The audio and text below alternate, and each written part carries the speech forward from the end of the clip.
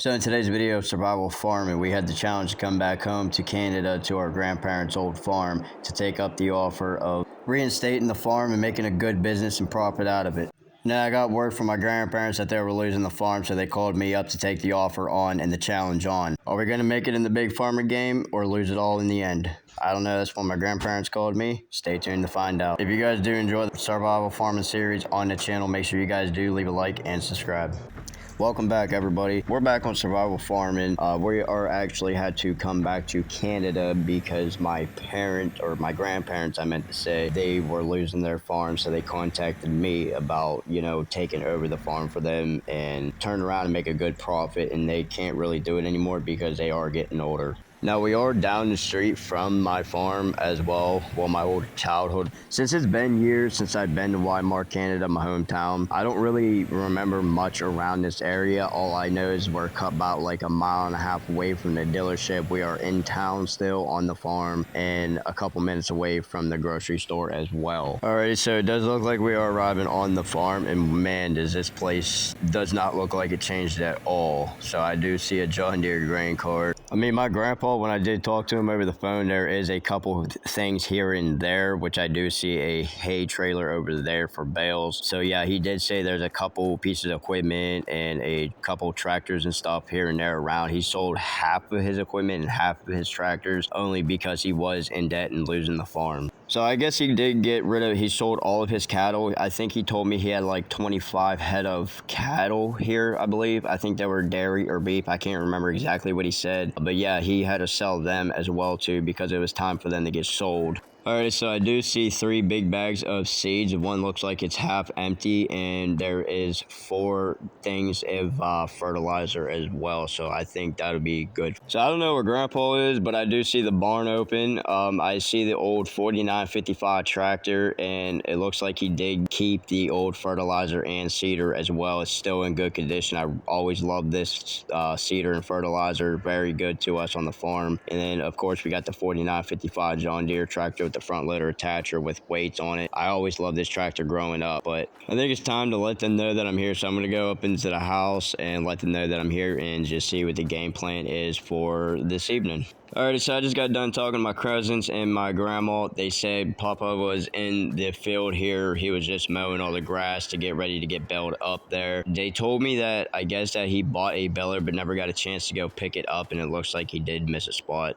That's fine. I'll let him know that. He is getting old. And it looks like I see the old man on the old crone there just mowing up the field. Like I said, he's getting ready for baling. So I think I'm going to go ahead and wave him down, let him know that I'm here if he didn't see me already, and see what I can do to help him and just go from there. So the old man told me that I can go down to the dealership and lease a windrow for now. So I'll catch you guys over at the dealership. So yeah, when he told me to come to the dealership and lease a windrower for now, which I do see a couple of equipment, I don't know if those are Grandpa's or not, but he told me to lease a windrow. He didn't care what size or what kind. He just, as long as he said it wasn't too much, because he did give me the money for it. So I think I'm going to go ahead and talk to the guys and try to get a deal for a windrower. So I think this is the windrow that I'm going to be picking up for lease. It's only $2,500 to lease, so I think that's going to be good for us. It's $2,500 for a week, but we only need it for a day. Alrighty, so they just brought the windrower out now, the crone. This is the only one that actually caught my eye for $2,500. The dealership is going to let me borrow the tractor that they have for rent, which they're not going to charge me for it, and this is the baler that Grandpa bought. So we're going to be either picking that up later or getting it delivered to the farm. Let me go ahead and step out and make sure everything's connected. Okay, the PTO, the cables, okay, everything's all connected, and I'll catch you guys back at the farm. So it looks like Grandpa just got done with the whole harvest. I mean, the field's pretty big, but it's not that big at the same time. So I'm going to go ahead and windrow this up like I said. Once I get done, I'm going to go ahead and talk to my grandparents before they head out.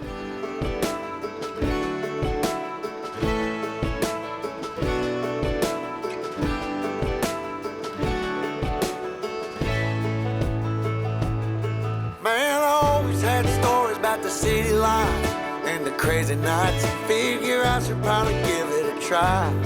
Maybe check it out, see what it's all about. But the traffic was fast and the money was slow. The people I met you never get to know. I kinda miss this place I used to live back home. 'Cause up here it's breakneck, paycheck, rat races, what's next? like a small fish in a big pond. I think I'll go back where I came from, where everybody knows my name. My friends are still the same. I guess the slow life hit me just right, like a bonfire on a cold night. Hell, and you can keep your 9 to 5. Happy with the simple life.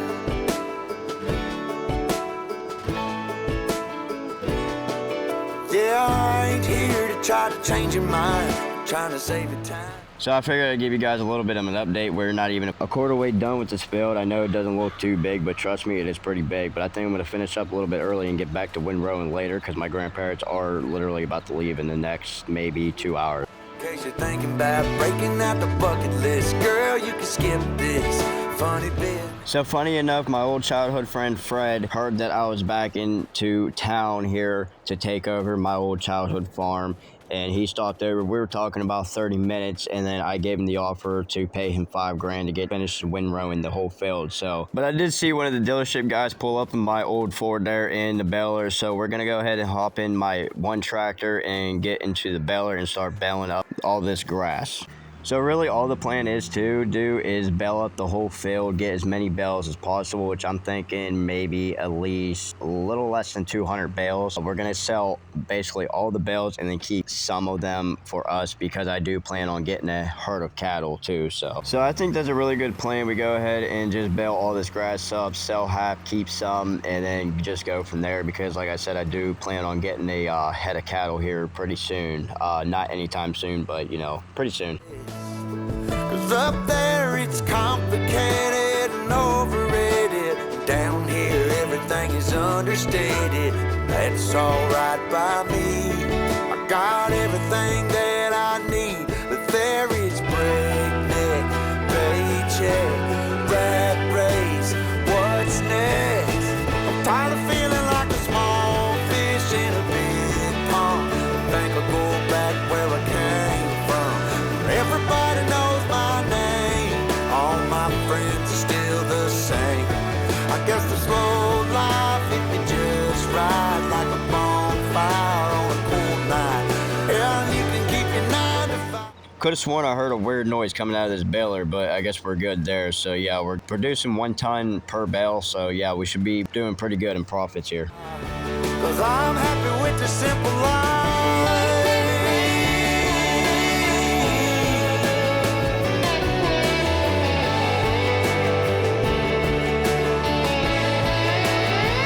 Tired of feeling like a small fish in a big pond. I think I'll go back where I came from, where everybody knew my name, and all my friends are still the same.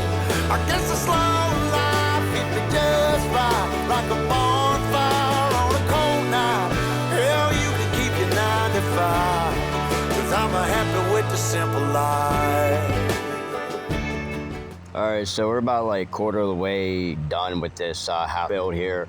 I'm actually starting to catch up with Fred. That's how slow the tractor that he's in now, which is completely fine. It's making even lines, so that's what we want. So yeah, I'm gonna go ahead and finish baling, and then after that, see what's going on from there. So I do have to go to the dealership and get a bale trailer, because I don't have a square bale trailer to pick up these bales, so.